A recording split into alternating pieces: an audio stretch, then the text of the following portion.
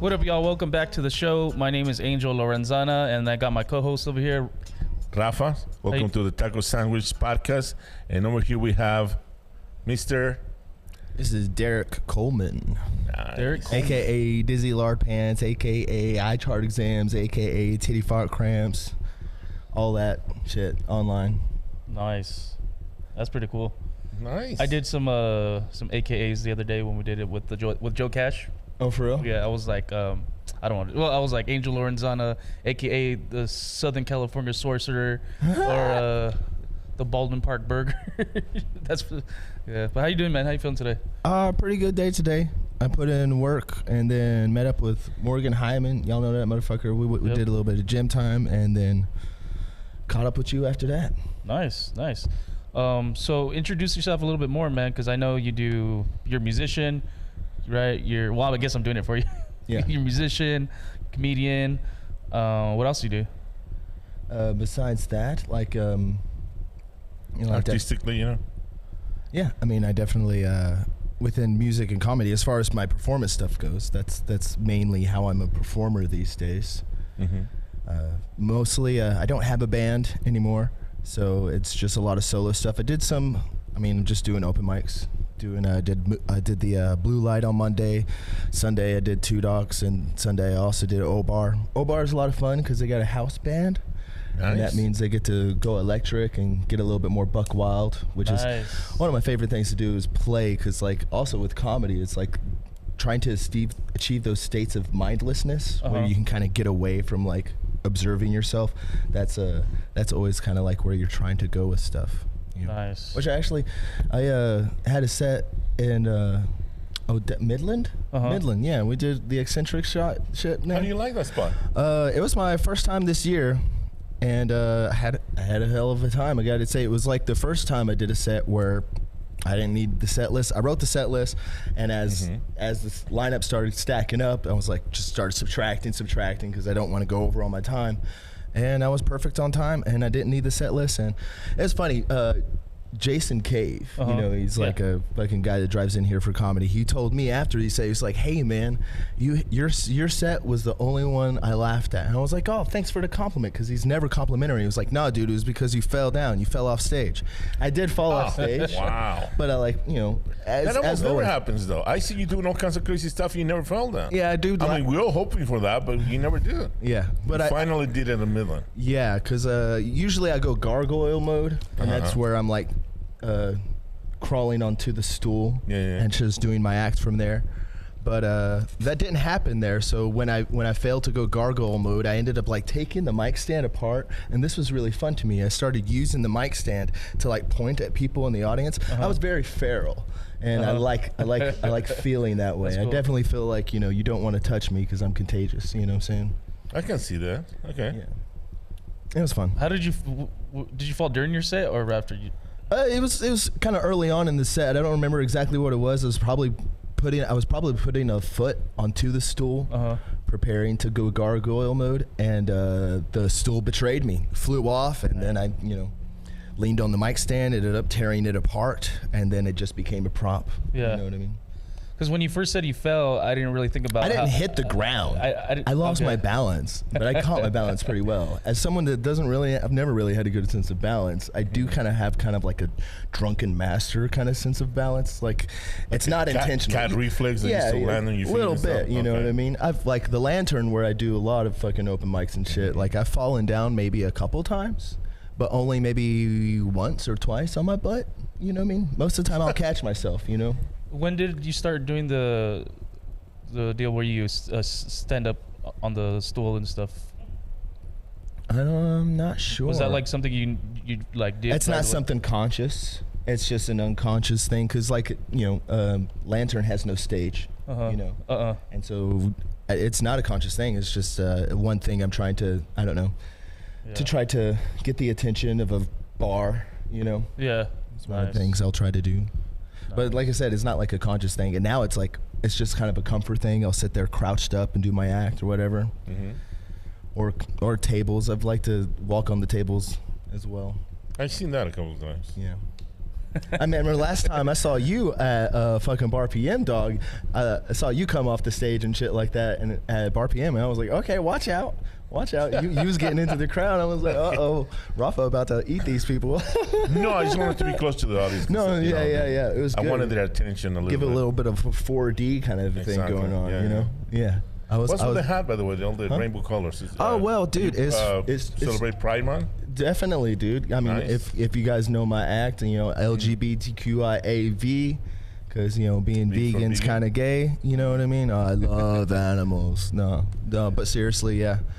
It's weird how one of my favorite shows I like to listen to is called Fish Jelly. I don't know if you guys heard of this. What is it? It's a podcast? They're a married couple and they do film reviews, and they're a gay married couple. But one of the reasons so charming is because they often seems like they don't like each other, but they do in fact love each other. And nice. Is this a male or a female? Yeah, it's a couple guys. Okay. Yeah.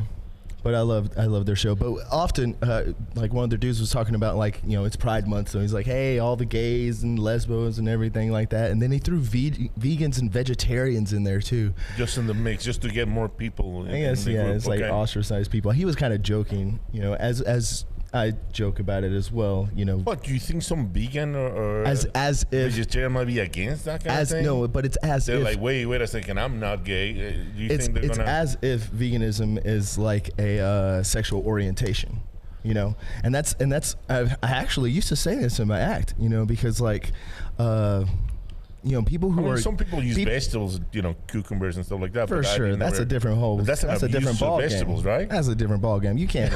you can abuse vegetables all you want, man. They ain't sentient. There ain't no fucking suffering going on there. But never get consent for a vegetable. I'm just saying. Here's the thing with, like, you know, gays and vegans and stuff is like gays and lesbians and all that whole spectrum of stuff, they don't choose that lifestyle. A lot of times they're just born that way, and then they have to come to the realization. Whereas, like, vegans, that is a choice. You know what I mean? Oh, yeah. That's true. Yeah. That's kind of one of the big differences between the two. But it is not uncommon to see them kind of grouped together as if, you know, veganism is a sexual orientation. But I've made that joke, you know, and then it's like, you know, that's why you can't take my horny ass to the graveyard. The joining you know forces is just to get be a part of that society, to get stronger per se, right? I think it's more of a joke than anything else. Okay. Yeah, they're just making fun of them because they're like an ostracized minority. That ain't right. They're another, you know, it's a minority kind of a thing. Wow. And you're being cool about it, like you don't mind. Oh no, of course not. Yeah. No, he makes fun of it. Of course. What's your favorite animal?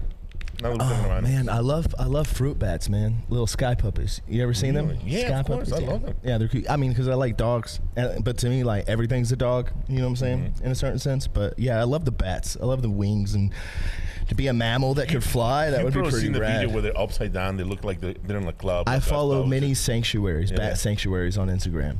And one thing I like to do is, like, take video of, like, bat sanctuary stuff where they're just doing their thing, being bats, and then I'll sync it to, like, a track that I'm, like, listening to. Have you tasted or smoked guano?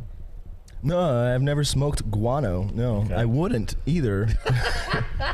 What is that? I mean, number one, you smoke all kinds of things. We got to get that out of the way. I don't think it would get you high. Number one. Okay.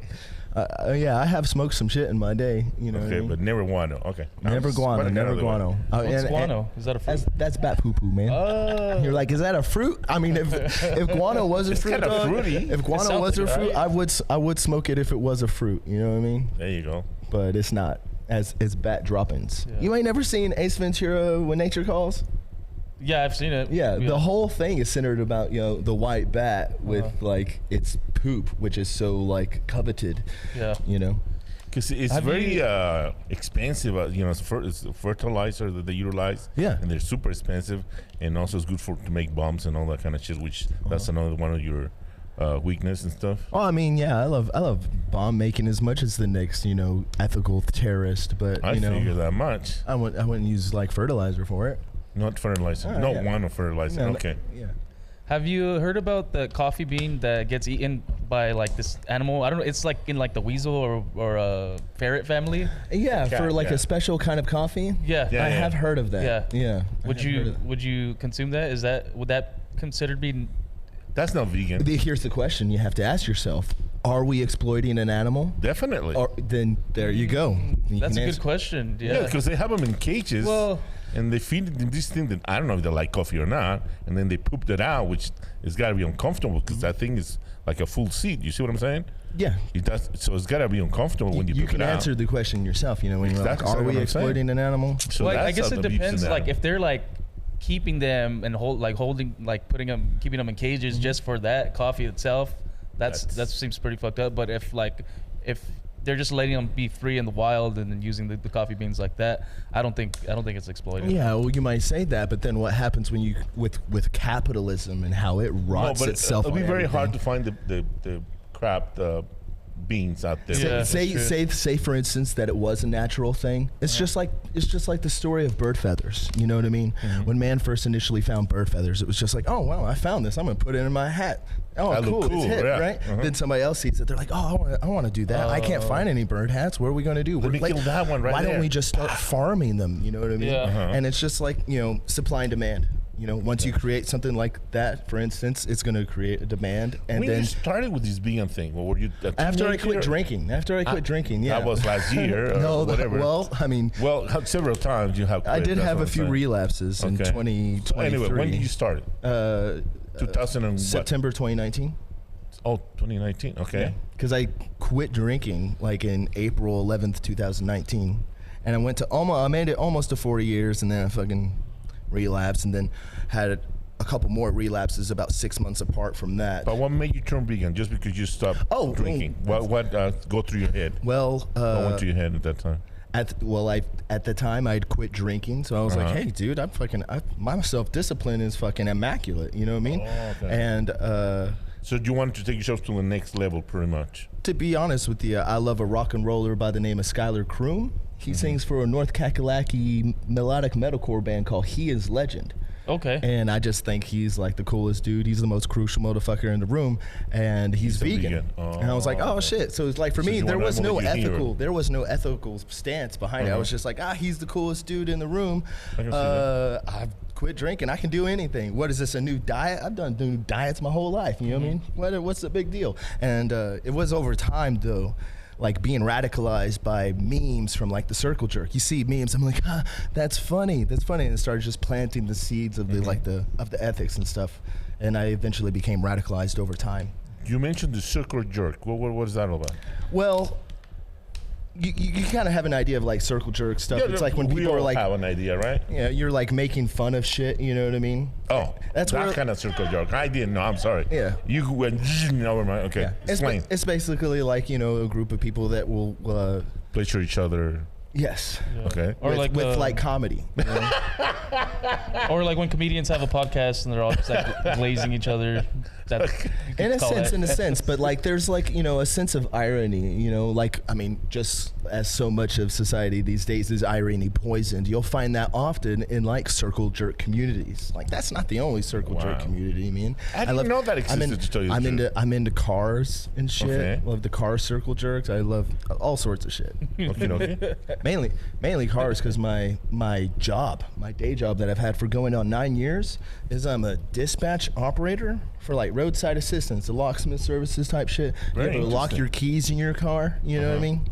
This is probably, and I'm just guessing, this is probably the longest job I've had. You ever had. Yeah, right? Besides this, I mean, it sounds like 9 years. It's like, whoa. I was an accounting manager for a settlement firm in Austin for 5 years. Nothing about you. This is accounting, by the way, but okay. That was when that was like an office job. But I mean, the settlement industry in Austin, like I used to fucking go on my lunch breaks and go slam a couple Four Locos, come back to work and just like not talk to anybody. I like that kind of job. It's fine. I was the boss. I didn't have to do any. I mean, I had stuff to do, but I didn't have to like interact with people.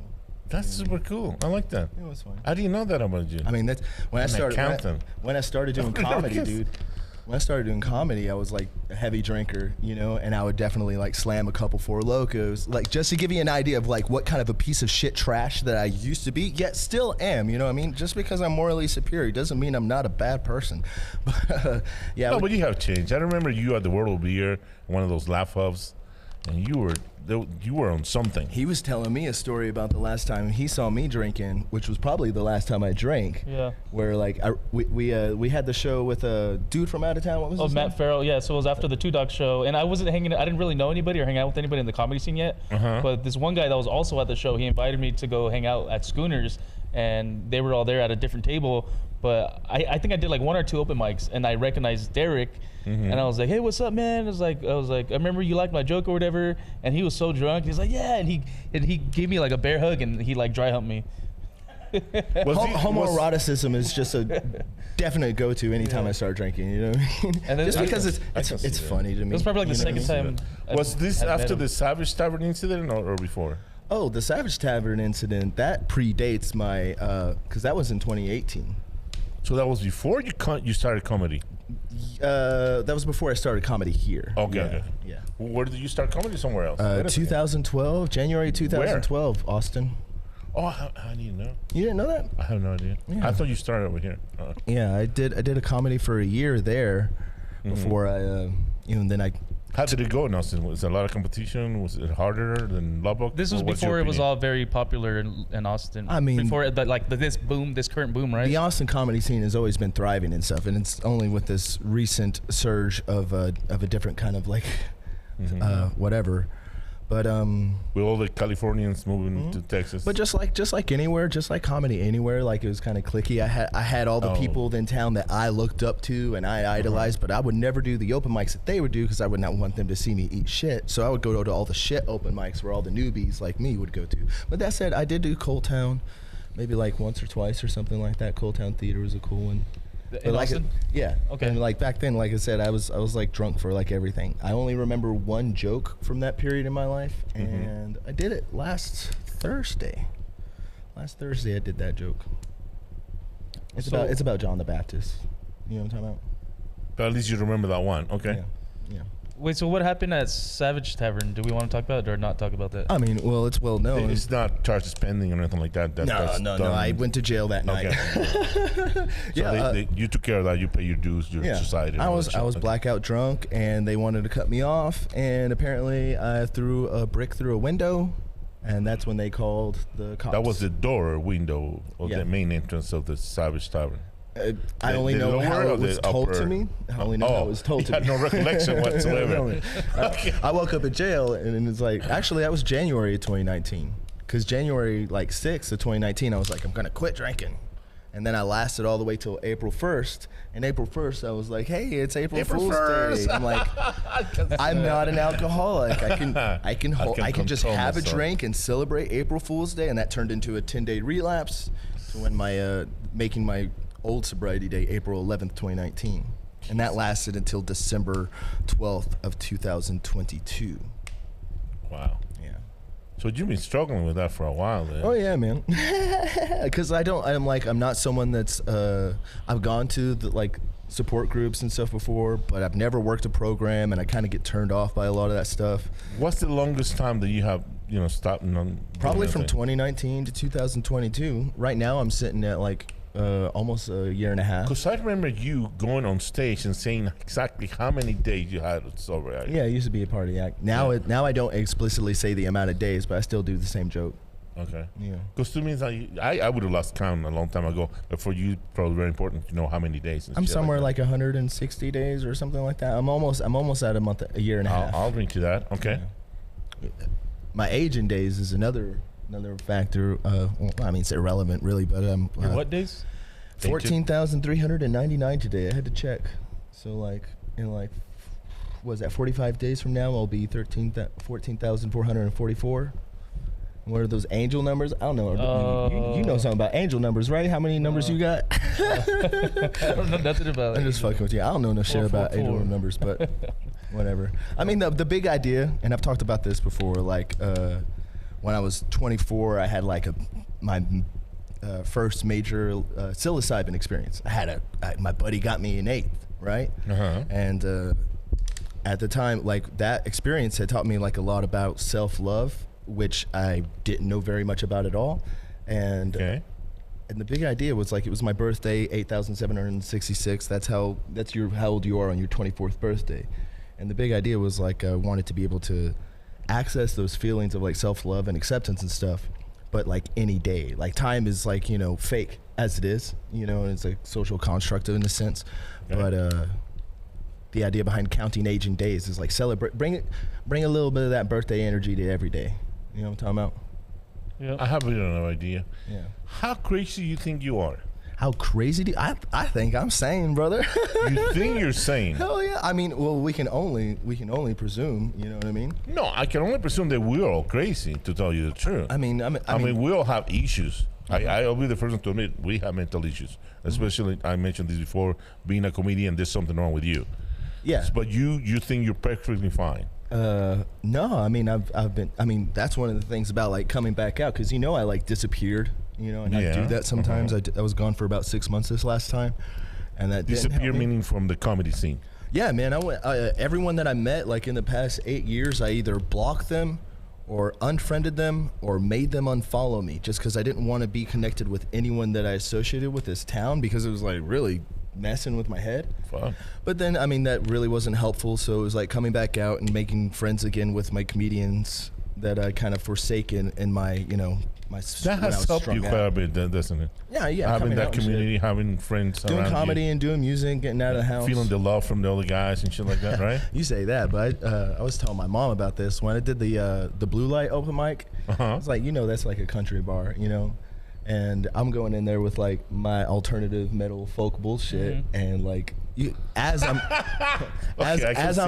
playing to the crowd, I can like tell. I'm like, you feel the energy. Like these people are like, why is this guy here? Why is this? Who let him in and shit?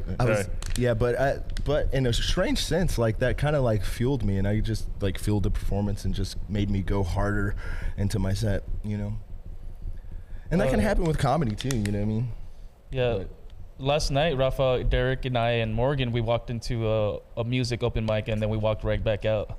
It was packed. It was packed. Oh, because it was too full? It was packed. Well, the crowd kind of looked like, seemed like straight up. How would you describe that crowd? Like, at least they wouldn't be receptive to me, you know, and maybe that would be presumptuous of me to think so, but that was just like my first impression. I was like, they are not going to be into my bullshit, so I was like, why don't they save us?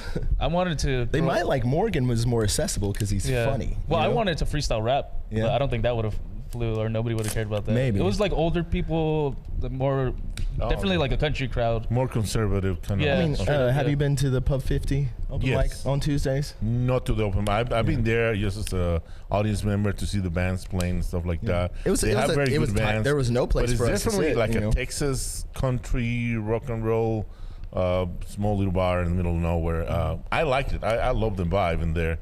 But I've never been to the open mic. If it was like a little bit of a smaller crowd, I would have been into it. But I was like, I didn't want to punish them with my performance, you know. I'm glad in a way. Okay. That would have been cool to see. Yeah. Yeah, I would have wanted to see that. Yeah. Yeah. So where are you from before? Because before you lived in Lubbock, you said you lived in Austin. Yeah. I mean, that's where I graduated from. My trade school. I went to trade school for Media Tech Austin, which I don't think is a joint anymore. It's basically a for-profit school. It used to be Willie Nelson's studio, right? No way. And then he sold it to his nephew for like tax purposes or whatever, right? Okay. And then they converted it into a for-profit school. Okay. So you pay like $20,000 and then you go train in this state-of-the-art studio for recording bands. Because I was in a band for 5 years. I quit that band. I was like, what was the name of the band? Nonentity. So think of the word non-entity. Now be stupid and from the town I'm from, and then you got nonentity. Yeah. Okay. But I quit that and moved to Austin because I wanted to record bands. That was a big idea, and that's why I graduated from Media Tech for the recording arts. Where were you born? Like Wiesbaden, Hessen, Germany. What is? You're a German guy? No, my biological father. Your biological father? Yeah, he's in the military. So we was over in Germany. Our side or German side? What, in 86, dude? I'm 39. No, that's what I'm saying. But he was American? Yeah, he's a cowboy, dog. Oh, I didn't know. That's why I'm asking. His nickname is Cowboy. Okay, so he's a Texan, you're the Nazi. Okay, got it. He was born in Galveston. But you were born in Germany? Yeah, on an American military base. Oh, so you're still American. Oh, my God. For a moment, I was like, what the fuck? And only if I had only been born about like 6 months to a year sooner, then I would have been able to qualify for dual citizenship, meaning I could go back anytime I want. Okay. But they cut that off like right before. They were like, "Do not let this guy come back." It's a good advantage to have dual citizenship. It would be nice. Yeah. I mean, now, like one of my aspirations, I want to eventually go to Mexico. Mm-hmm.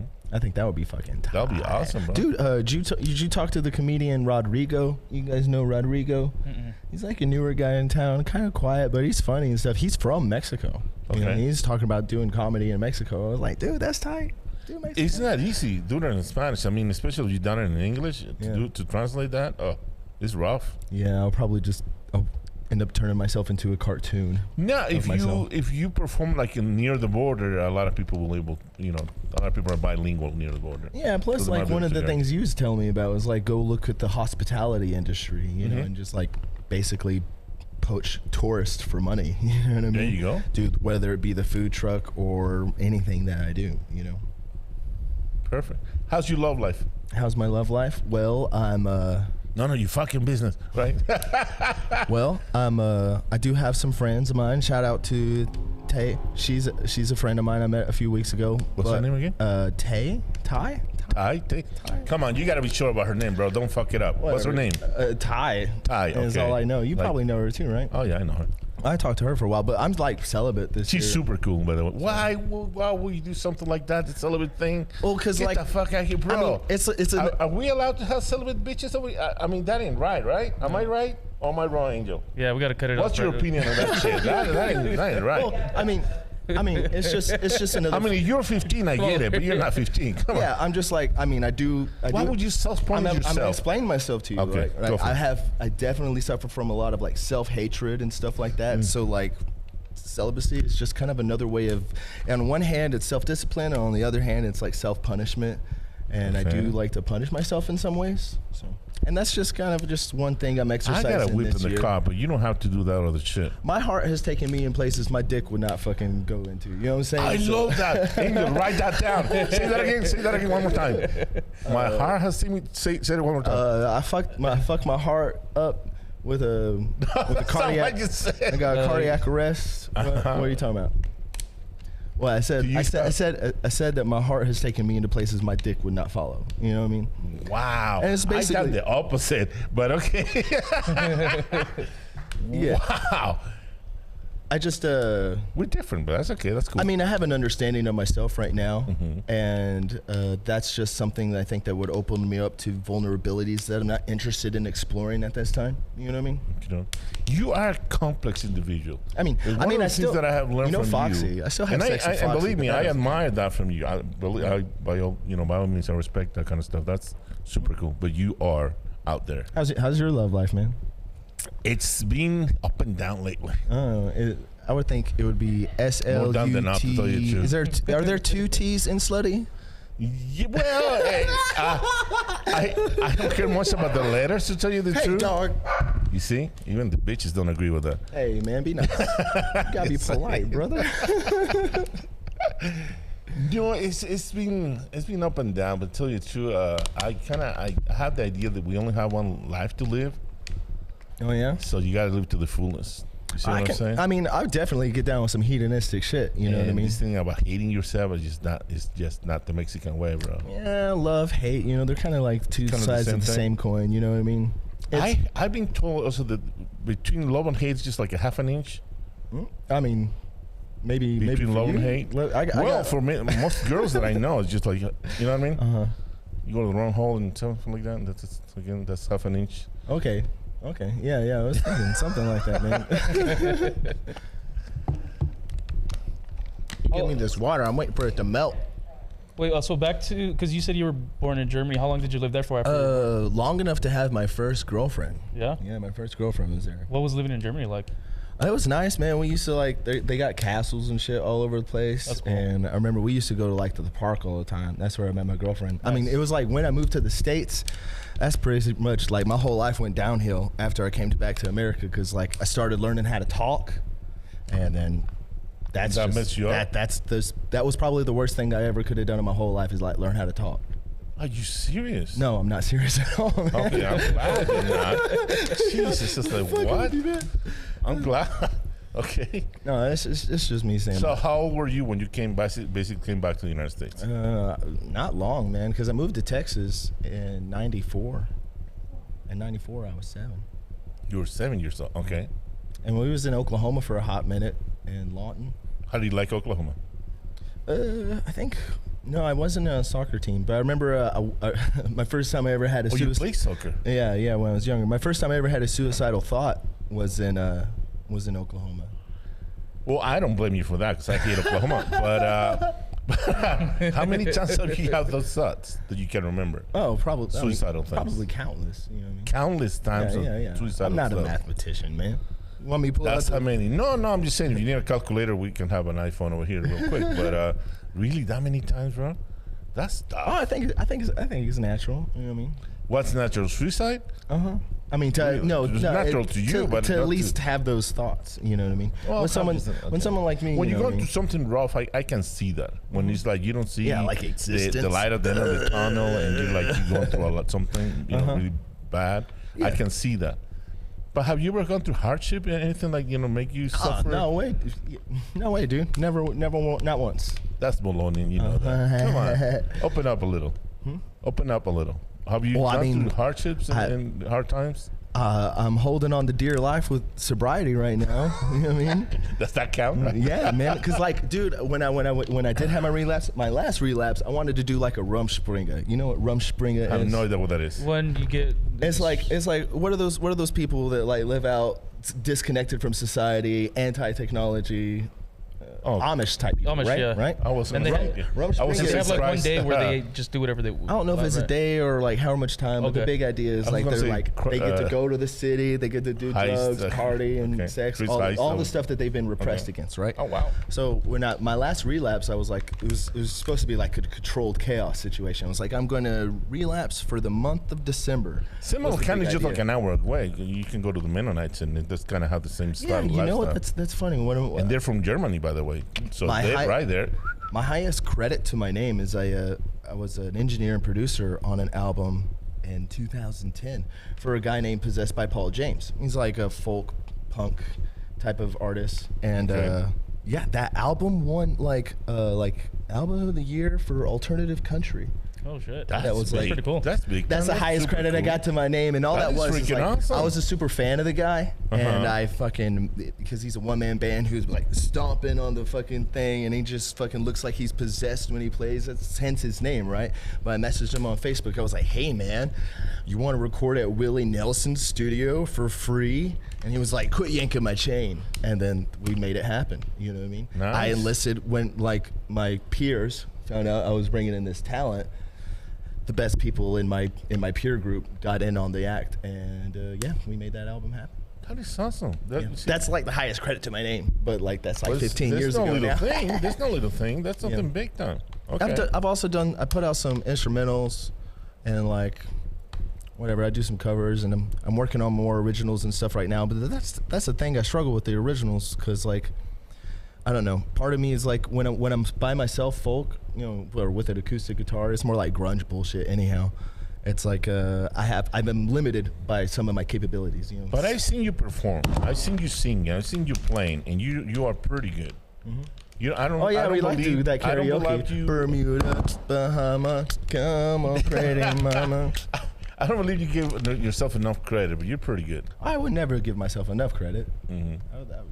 That's not my style. You know what I mean? Do you have any new projects coming up? Do you have anything new coming up? Do you want to plug? Well, I mean, I am having a lot of fun doing comedy right now, so that's good. Oh, that's the thing though. Like sometimes I will take risk and I will not have the joke, but what I'll have is a premise, and I'll be like, okay, let's just go to the stage with the premise. And then happens. Take the gamble that like the nervousness of performing will make something funny accidentally. Because I've seen that happen. Yeah. Well, sometimes it happens and sometimes it don't. Like this recently, last Wednesday, dude, I have this idea. Like I've been suffering a lot of insomnia lately, right? And so I was thinking about the concept of sleep debt. You know what I'm talking about? You ever heard of this shit? Sleep debt. Like, say you didn't sleep like a few days in a row, like you owe your body that shit. You know what I mean? You don't ever get to get it back, right? And so I like the idea of sleep debt and thinking about how like, just the idea of the premise. I don't have a joke for it yet. You know, maybe something to do with like debtor's prison. What does a debtor's prison for sleep debtors look like or something? I don't know. But like last Wednesday, I did not have a joke and I ate shit. But then like, and so if I bomb on one day, the next day I'll probably do something I feel more confident in. So it doesn't bother you bombing. I noticed that. You don't care about that. It seems like you don't. I don't care, but I also don't think I bomb that often. No, I would never say that, but I'm just saying. But I'm open to it. Sometimes when a joke of yours doesn't hit, you don't seem to be bothered at all. I'll say that too, yeah. I mean, if I'm confident in the joke, but like I was saying, you know, putting yourself in this situation to take that gamble to where like something accidentally funny happens, it reminds me of like playing music, you know, because like I'm not very like music theory, all that bullshit. I'm not one of those guys. What I am is like I can listen to you, I can follow with you, I can improv, and like doing that stuff and having something cool accidentally happen, accidental art. You know what I mean? That's something that really turns me on when I'm playing music. And I try to do something similar with comedy sometimes. You know what I mean? Like, and sometimes that happens. Like I'm sure you tell a joke and you like something that just hit you in the moment. You say it differently, or you added another tag, and you're like, okay, that now becomes part of the act. You know, and you build your act kind of like all these little happy accidents. You know. Definitely. But putting yourself in that situation is a gamble sometimes, and so yeah, I'm not opposed to eating shit. You know, figuratively speaking. You know. Wow. All right. I applaud to that. That's cool. Is it cool? Is it cool? Me and Dereck and Morgan have been jamming out. Oh shit! Yeah, hell yeah, dog. With the buddy Justin too. Yeah, shout out Justin, fucking putting out on the drums. Yeah. Ding, ding, ding, ding, ding, ding, ding. Yeah. That's not how the drums sound. Pretty cool. I was actually. They've got you on rhythm guitar. What's tight is we had him on rhythm guitar, right? You know what I mean? And then Morgan like doing that gives like Morgan like the license to kind of go with some of his lead and stuff. Solo so it's cool. But then we did one track where we just like they had me lay down a bass line. I just bass line out of nowhere. Justin drops in on the drums, and then he just like fucking freestyle rap. It was like improv shit, and we went for a hot minute, and that was a fun little. That was fun. That was a little ditty. Yeah. Like, so you guys have trying to put a band together? We've practiced like 4 or 5 times. You know? That's the beginning or something. Yeah. Okay. Morgan was initially wanting to call the band. What was he calling it? You see, you guys are already coming up with names and shit. What's the kind of sisters? It was because it's supposed to be like a joke on the band Viagra Boys. You ever heard the Viagra Boys? I have. Right, they're from Sweden or whatever. He was wanting to call it the Cialis Sisters. Cialis Sisters. That was the. He's since decided that that's not what he wants, so we're still like open to like changing the name of whatever you want. I don't give a fuck. I think as long as I get Cialis to play, I'm having fun. with the brand being out there. Maybe so. Well, what's then? I guess you could go like the generic route and. What's it called? Taldolafil? Of course, I would know what it's called. You just killed yourself on that one, but okay. I'm done. Yeah, how do you know about that stuff? Just because I'm celibate don't mean I like fucking like inhuman fucking boners, bro. But you're still too young, and then you don't need it. So you don't use it. Well, it's just like using technology, man. But you're very aware of things. You study, you read. And your comedy, you use a lot of complicated words that nobody knows. What? And you have to explain to the audience, do you guys know what this is? Well, and then I'm like, what the fuck? That's a fun thing to do. I need to bring a dictionary for you to. I like to add a little bit of infotainment where I can, like the Baader-Meinhof effect. You educate the audience, and that's kind of cool. I've talked about this before, but you know the Baader-Meinhof effect. Baader-Meinhof effect, aka frequency bias or something like that. Basically, it's like, for example, I'm not gonna do the bit, but like, whenever you learn a new word, right? You learn a new word. As soon as you learn that new word, you start seeing it everywhere, right? And then another instance of this, say like you get a new car.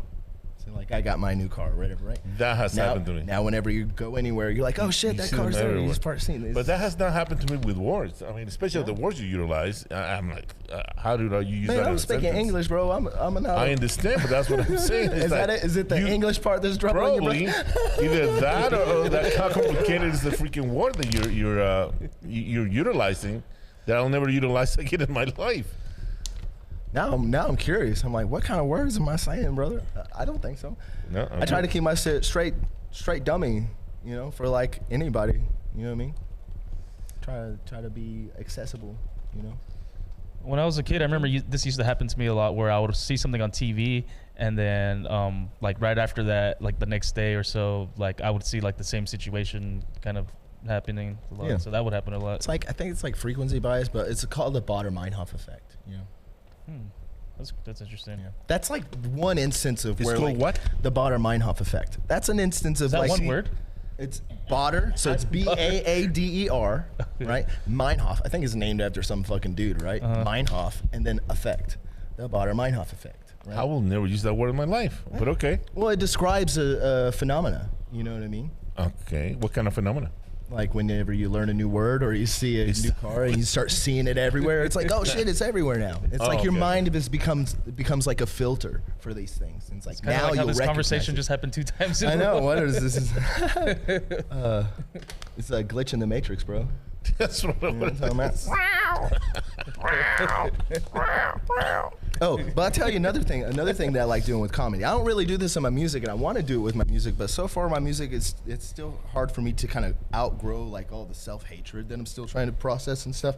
But with comedy is a different thing. I like the idea of being able to kind of like speak truth to power. You know what I mean? And kind of like do stuff in that's like, does it make my head too big? Yeah, man, maybe it does. But like, I mean, that's why I like to do some of the jokes about like animal rights and veganism and stuff like that. And also most recently kind of playing around with like the subject of race and stuff like that too. Cause like, I mean, y'all probably can't tell, but my bitch ass is half Mexican. You know what I'm saying? But I look white, so it's like strangers, they see me, I'm white. So it don't matter what I think I am. You know what I mean? Yeah, it's definitely. like, how people see you. It's just like, you know, how I'm kind of entertaining this, the idea of addressing race as a social construct. And, you know, it's like so much at things that are social constructs are like figments of our imagination. It doesn't matter what I think, what I know I am. People see me as white, like in my Jack. I'll burn a joke. Like, dude, you use a dog identifier app, right? You use your phone to take a picture of your dog, tells you what kind of dog it is. I use that shit on me, says honky. I'm like, fuck, dude. Fucking honky. But the thing is, you know what fucking Mexican privilege is? Y'all know what white privilege is. You know what Mexican privilege is? I know y'all brothers know what Mexican privilege is. Mexican privilege means I know what good food tastes like, motherfuckers. Okay? Jesus. I get a season, some Taco spice. Bell. You know how to heat it up? Give it a little bit of heat. Jesus Christ. That's Mexican privilege. Well, one of the things about Mexican food, to tell you too, is like some of it is so good that you know you're gonna have diarrhea for the next 2 days after you eat it, but it's so good, it's worth it. That sounds like you got some lactose problem, bro. No, I'm telling you. When you go south, when you go south of the border, you see some of the stuff. It's like, oh my God, it looks delicious, and it is delicious. But then it's like, oh Jesus Christ, what did I do I don't to know. myself? I can be awfully gluttonous. You know I will take you to places where you be suffering for the next couple of days. It'd be tough. You know, this is like, I mean, I know on the show you like to ask about like what restaurants you go to. Yeah, we've done that before. Yeah, I mean, you talk about on the. I started watching the show. I started watching the show when y'all had Rainey on. Y'all had Rainey on. I was like, okay, I'm gonna check this shit out, dude. I fucking love Rainey, dude. He's badass. But y'all had some other good people on here. I ain't seen everything yet. So I watched Sandwich. He was on here most recently. And then I found out he got a podcast. Y'all didn't even bring up his podcast on the show. I mean, y'all brought it up, but I didn't know the name. I think it's called. I found it. It's like Bong Noises. Bong Noises, yeah. Bong Noises. Okay, I just like subscribed today. I haven't checked anything out, but some of the stuff that they post on their YouTube channel will be like the skits that they post on Instagram. Okay, like the most recent one, they had this one where he's like pouring honey all over a banana. It's like homoerotic and shit. He's like, no way. Yeah, they make skits. It's pretty funny. Yeah. Are you serious? Yes, I went and his friend Fiend. They make skits. I think they're brothers, dude. They look like they're brothers. Unless they straight up lied to me, I think they're brothers. Yeah. So back to Mexican food. What's your favorite vegan dish that's considered vegan? Shit. That's no, Mexican? like okay, so I have aspirations. You know what I mean? I think a food truck would be a radical fucking thing to do, because like it's like, you know how like women will have like this saying, like, you know, the way to a man's heart is through their stomach, right? So like my way of trying to like introduce people to like veganism is to make food that tastes fucking good. And it's not, and it has, you know, some people think veganism as like a health thing. You know, oh, he's being healthy. When really it's a justice movement. and stuff like that. But like the idea is like to be able to try to reach people through good food. And one of the things that I would have at my food truck called nachos, because they're nachos. We do straight up nachos, right? Just chips and fucking cheese and fucking chili. My chili is the bomb too. But then I make tacos. You know what I mean? I fry up some flour tortilla, a little bit of cheese, chili. And then the one thing that I do in all of my stuff, like if you got a peanut allergy, who do I know has got a peanut allergy? Can't eat Devin. Devin is a fucking newer comic out here. She's just like done a few acts, but she's a fucking crowd. People love her, but she can't fucking have peanuts. I'm like, oh my God. But I put peanuts in everything. I put peanuts in my tacos. I put peanuts in my chili. I put peanuts in, when I make ice cream at home, I got peanuts in that. For me, it's like texture. I like to crunch on stuff, which is actually a problem. I know that you probably, like guacamole, that's vegan, right? Do the math. Yes, man. Of course. I just want to make sure. I mean, unless like there's stuff that I'm not. I mean, you could probably not make it vegan by throwing. But cheese is not. Oh yeah. Unless you make vegan cheese, right? Right. I heard them make cheese out of potato, and I'm like, what the fuck do you do to the potato to make it look like cheese and taste like cheese? Yeah, they do that. A really common one is cashews. People do it with cashews too. Walmart sells this one. Can't remember the brand, but it was like my go-to like secret weapon because it tastes like gas station nacho cheese, like cheap fucking nacho. Yeah, dude, I love that shit. Gas station is a good thing or a bad thing? It's a good thing for me because I'm like a poor ass motherfucker. So like back in the day when I would get like the fucking gas station nacho cheese, or even like y'all ever go to get they have these giant burritos at the gas station called the Bomb. You remember this shit? No? Yeah, but I'm a gluttonous ass motherfucker, okay? They would have these, dude, and back then, dude, I was wearing Jinkos all the time, dude. So we would like walk our bitch asses up to the fucking gas station, walk in there, dropping in fucking bombs in my fucking back pockets, burritos like this big, right? Wow. But yeah, the nacho cheese is like comparable to that, I would say. You know, although I had dated a girl for a short amount of time. And I like made her tacos. I was like, I fucking want to impress her. Like tinga tacos or tofu tacos, or what kind of tacos? Actually, man, I haven't done the tofu tacos, but since it's been a while since I made tacos because I only do that for like if I got guests or some shit like that. Special occasions. But I've my tofu game has fucking improved hella hardcore in the past 6 months and shit. You know what I mean? Wow. Yeah. I am impressed. I mean. But normally what I do, because you can get the ingredients at fucking Walmart. You can get like the grounds, which is basically, it's like crumbles, similar. That's what it's like. And what was the other thing? Like the nacho cheese. So your taco truck vegan taco truck idea mainly is going to be Mexican food. Yeah, kind of Tex-Mex. You know Tex-Mex kind of food. I mean, so we're going to have tacos, enchiladas, nachos, and what else? It's like tacos, nachos, and chili. You know what I mean? Kind of keep it simple. Okay, you know what I mean? Just 3 things. I mean, I like that as just a basic idea. If it expands and stuff. But do you know what chilaquiles is? Like the never heard of chilaquiles? Your chili is spicy. Chilaquiles. Have you ever heard of that? What is that? It's like it's pretty much like tortilla chips with like salsa, right? And sometimes they put sometimes they put chicken or cheese some on kind the of protein on it and cheese. I gotta show them to you. I have a video, and they have these cards in Mexico. That's all they sell. I want to see. That's the thing, though. Either red sauce or green sauce, and I mean, there's not much of science to it. It's like boom, boom, boom. They're ready. It's very simple and popular. Yeah, I fucking tear up some chips. I like eating chips and salsa. You know, we go with the Lantern. Man, dude, it hit me so hard. The chips at the Lantern. I think the price went up since the last time I got them because I paid for some chips and salsa. I was like, why am I paying $10 for chips and salsa? Well, the tariffs are killing me with the fucking tomatoes over here, brother. But at least make it spicy for my bitch ass, man. Yep. I like the spicy. You like spicy shit, dude? Oh, definitely. Hell yeah, I can fucking take it. I remember back in the day when that Hot One show had first come out, right? And I went and like through Amazon and started getting like the hottest hot sauces they had. One of them, I didn't get the bomb because I'm not a fucking idiot, you know. I want to enjoy my food, but I got the Mad Dog 57, right? You heard the Mad Dog 57? Sounds deadly. That one is the no joke. That's probably the hottest one I had. I remember the first time I had it. I gave it. I had my ex-girlfriend's kid try it too, because afterwards, we're like, we looked online and it's like you can use shampoo if it's too hot, and we were just like shampoo in her mouth to try to get the spice out. That's how bad it was. Yeah. Oh my. But God. I mean, but after a time, I became acclimated to it, so I was like, I finished the bottle. Never bought another bottle of that shit again, but I finished the bottle. Wow. Normally though, I fuck with Valentina. Valentina's mild. There's nothing wrong with that. They have a black label Valentina, but I don't see that at Walmart anymore. So whenever I get that, Sriracha don't burn. No, yeah. What else? What else? Like, I mean, I like to make my own salsas and stuff like that. I learned how to do that a long time ago. My mom made salsa, but my mom would do something different. She was. Your mom was the one who was the Mexican, right? She's full-blooded. Yeah, her name's Susan Garza. You know what I mean? Okay. Yeah. And then her parents are Louis and Alda Garza. How's your relationship with your mom and dad? Me and mom are cool. We actually just had a pretty good FaceTime while I was at the dog park the other day. That's awesome. Hello to mommy. Hey mom, out there. Susan Garza. She's my mama. She's tight. And That's right awesome. now she's in Florida. She just picked up my nephew. Nice. What part of Florida? Oh, I want to say they drove past Sarasota. I'm not exactly sure where they're at. That's beautiful out But there. close to the beach. She really likes going to the beach. Oh, that's super like that. cool. She's so lucky. That's Got awesome. a nephew who's maybe about 7 right now, or maybe, yeah.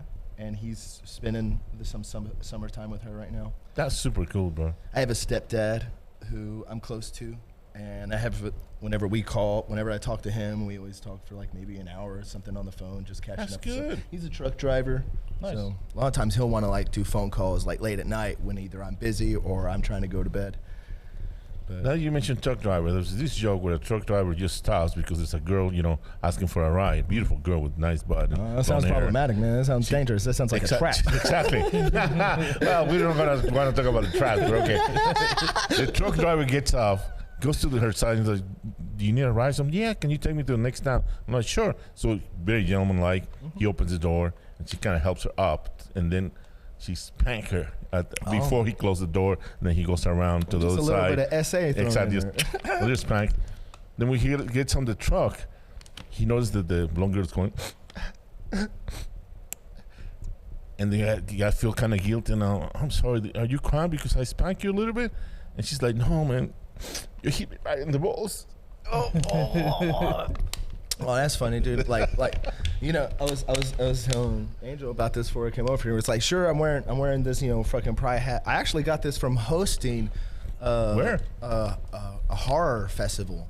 I'm not connected to those guys, and I got to eventually reconnect to them. But it's like so much fucking guilt and shame from like pushing everyone away, and now I'm getting better. I'm like trying to reach out to people, and it's like, hey, sorry, I was like fucking strung out and hated myself, but now I'm trying to get better. Like I just like friended Aaron Durbin last night and had to like tell him, hey man, sorry about being fucking asshole and cutting everybody out. Aaron's cool. I'll see him Aaron's tonight cool. at the Lantern. Yeah. Oh, but what I was saying earlier is about this idea that like, dude, I'm trans, dude. I'm like am I your first trans guest? I'm trans masculine. That means like I'm transitioning into becoming a man. It's a joke, dude. Okay, don't think. No, that's good. No, I'm glad. I believe I love the idea of fucking with the straights. You know what I'm saying? I believe we all are in the same. We all try to be men. You know what I'm saying? And don't get me wrong, man. Even the woman trying to be man. I'm set as a motherfucker, cisgender, heterosexual. But I just like fucking with people. You know what I mean? I like that. And like that's something I thought of today. I was like, hell yeah, I am trans, dude. Fucking, I'm becoming a man. Represent. Eventually, I'm working on it, man. Fucking got this beard. You guys believe I'm a dude, right? I hope so. You're doing good. You're doing pretty good. I'm trying, man. I'm trying. So what you I can't even talk. Fucking if you want people to like do you want people to find you on social media? If anybody happens to want to find your anything. Yeah, everything's Titty Fart Cramps. Titty Fart Cramps. Yeah, TittyFartCramps. And like the story on that, what I tell people at least, is that it's a David Bowie thing. David Bowie was Ziggy Stardust, so I could be Titty Fart Cramps, right? Most people know David Bowie, so they're like, okay, I can kind of see what you're going with.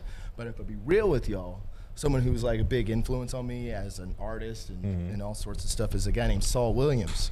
And Saul Williams put out an album that was like a it was inspired, at least in its namesake, by the David Bowie thing. And his album was called The Inevitable Rise and Liberation of Nicky Tardust. So Titty Fart Cramps is a Nicky Tardust type thing. And it's not just that too. Titty Fart Cramps is also a very stupid, dumb name. And I think of one of my favorite influences as far as like singer-songwriter guys goes is a dude named Josh Tillman. And he put out like fucking 12 albums under J. Tillman. And then he did ayahuasca in Canada and decided to change his band's name and change the way he sang. And when he did so, he was thinking about like what he's going to call his name. He was like, he came up with the idea. He was like, I'll call it Father John Misty. And then he told his friends, and his friends were like, that's terrible, don't do that. And he was like, okay, great, that's what I'm doing. You know what I'm saying? You said Father John Misty? Yeah. Did it work out for him? Yeah, he's like, I don't know if he's one award-winning artist, but I love his fucking songs. Okay. I cover some of his songs. I'm just saying, changing the name, did it really work out for him? Because like you said, his friends didn't want it, they didn't like it. He said, because it's a dumb name, It's also, like, if you also want to, like, talk about more like dumb names and stuff, like Limp Bizkit is a stupid name. And Limp Bizkit was like one of the first secular albums I had growing up. I remember I got Limp Bizkit and Third Eye Blind both at the same time, and because they were not Christian music and we were a Christian household, I had to like take those albums. Whoa, you're a Christian? Yeah, man, I fucking grew up in Texas, dude, near a military base. Yeah, we were very much like non-denominational because we have like a mixed race family. Okay. Like I'm the whitest motherfucker in the family. My mom looks brown. No, I'm just surprised because all of the satanic stuff that you have in your house, you know, I mean, the shit that I'm wearing right now, brother. Well, there you go. Yeah. You see what I'm saying? Yeah. So that's why I was surprised you were a Christian. I will say I did go through a period where I was like anti-Christian. Okay. But I've kind of like matured beyond that, and I can see that there are aspects of religion that benefit people. But there's also like Christian fundamentalists that like affect the laws in this country, and that's kind of shit that like that shit can fucking burn, burn that shit for real. So what's your religion nowadays? Or you don't practice religion anymore? I mean, if we want to joke about it, I would say my religion. No, I don't want to joke about it. I would say my religion is veganism. People want to say veganism is a cult. Is that religion? It's not. No, but what is it? But what is religion? Religion a lot of times will just be like a moral framework. You know what I mean? Something you do religiously, something you do all the time. Yeah. Well, that at least is an aspect. You understand, you know, right and wrong. You know what I mean? And that's one pickle for me that I think is really curious to chew on. Like the concept of objective morality, right? Most people like objective morality. No, morality is subjective, right? If I think something's right, it's right. You know what I mean? But what I've looked into is seeing how that there are aspects of morality that are like objective. Like, and they do examples as like, for example, like if I fucking stab you in the neck right now, is that right or wrong? And then like, oh, you know, the message of that is like, does it depend how you feel about it, or does it have any? I mean, the idea of like the idea that morality is objective is like there are aspects of it that aren't. And like, for instance, me stabbing Angel in the neck right now, that would be considered wrong. Most people would kind of see that because like, especially without provocation or anything like that. He would start bleeding. It would hurt. You know, there's all sorts of reasons, right? And it's like that's the pickle that's fun to chew on with regards to animal rights and the liberation movement, animal liberation front. Speaking of, I do have an idea about doing a cooking show, right? This will probably happen before the fucking food truck. Food truck is like that's a pie truck, right? You know what I mean? Got it. But like the idea with the cooking show is I've seen like a meme like this, and I was like, okay, I actually want to do this shit. Wait, do you guys know Henry Phillips? LA comic. He's a musician, comic, whatever. He's kind of blowing up on TikTok with his Henry's Kitchen, which is basically a single old white man does really bad cooking videos. so I want to kind of do that, but like wearing like ski mask and shit, like I'm a fucking terrorist, like of the Animal Liberation Front. You ever heard of this? They're the type of people that will break into like slaughterhouses and free the animals and fucking free the animals. You know what I mean? Wearing masks and doing fucking terrorist shit. Yeah. I had a girl I was talking to recently. I was telling her a joke, and she was like, "Oh, you're like a positive terrorist," and I was like, "Oh, I like that idea." You know what I mean? And then and on that same subject, on that same line, dude, the same line, FBI. I saw this today. I posted this in my Instagram story. Titty Fart Cramps. Fucking fuck you. But listen, they're talking about how like the FBI is like categorizing animal liberation people as terrorists. And I say cool. that I think that's hilarious. Yeah, I mean, number one, that's fucked up. Terrorists to the people, terrorists to the animals. Terrorist to the fucking corporations. Terrorist to the establishment. To what is, you know, the reason meat and all this stuff is so cheap, milk, it's subsidized. You guys know what government cheese is? I've heard the term a lot. Right? So it's like it still happens today. I believe it's like the government pays them so like much money not to even make. Oh, yellow cheese that cannot be melted or something like that? Isn't that what that? Yeah, they have cheese caves. You ever heard of the cheese caves? I love caves too. And also another fucking dream I've always wanted to do is like, this is where I see myself, like comedy and fucking being a tour guide. I want to be a cave tour guide, like a commercial cave tour guide, because it's just like I love caves, dude. Because caves. I've actually had this conversation with my therapist and shit like that about how, like, they reminding me of, like, you know, the how time is so like unfathomable when you consider the amount of geological time that it takes to create something that big, and like I'm not like a holy ghost and type person, but like when I think of like caves and stuff like that, I think that stuff is like the art of God, you know. But then in that same sense, if I think that's the art of God, everything's the art of God. Animals are the art of God. You're the art of God, man. What the fuck is God? Sounds like someone's on LSD. Also, I am looking for an LSD contact. Find me at the open mics. Get on my DMs. Now the therapist. I'm also just joking because I'm on probation. So, but this is all fucking. You're saying that you're talking to your therapist about this stuff, right? How many therapists have you had? I'm on my third. Is that because they quit on you? You quit on them? I quit on them. Oh, you quit on them. Okay. I've been with my current one since February. And is it helping? Yeah. Okay. Mm-hmm. And like you said, are you gonna do the cave thing before you do the kitchen? We talked about this. We talked about this. No, like, I don't remember. Because like I told you, like, you know, going to Mexico and shit, that might be tight. I can't. No, yeah. You know? And you were telling me like about all the caves in Mexico, and I'm like, caves in Mexico?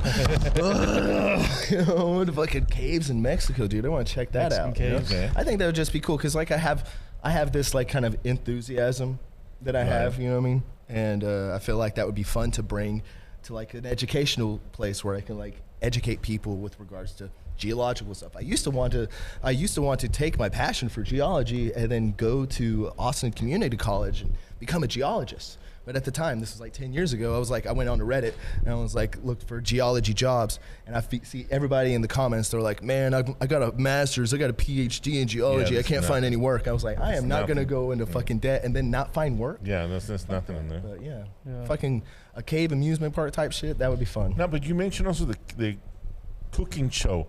Well, what's the premise? What's behind? Are you going to be doing cooking, but you're going to suck the cooking?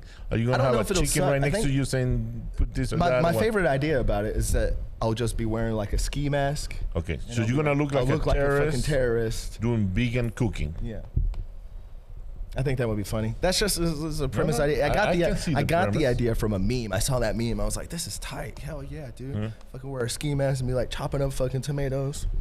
Fucking crazy lies looking. And it's vegan food, obviously. Yeah, right. So that'd be pretty funny. That's just cool. the irony of like you looking like a crazy terrorist, but like you're being mindful about veganism. But yeah, I like that. It's a dumb idea. Morgan and all of us have been trying to come up with like dumb ideas for like more of our creative outlets. Music being one of them, and then video content is another one. We're kind of just like some sketches and stuff, throwing some shit at the wall, see what might stick. You know. Nice. Yeah. Well, we're gonna wrap it up, but I appreciate you fucking coming on, man. This was a fucking hell time. Give me some. It was a lot of fun, bro. Yeah. But Lori, thank you for being here. What's up? Shout out to Lori. But yeah, you are Titty Fart Cramps on everything, right? Yeah, everything. You can find some SoundCloud stuff. Find me on Instagram, TikTok. Most of my shit that I post lately has just been of my dog, who I'm in a romantic relationship with. We've been together for about 6 years now. Very romantic. Yeah, man. I mean, I told you I'm celibate, except for like her, you know. Except for the dog. I can see Tita. She's a beautiful dog. On that note, peace out, y'all. Peace out. Let's go. Good night. Okay. Bye. Nice. Wish this would have melted.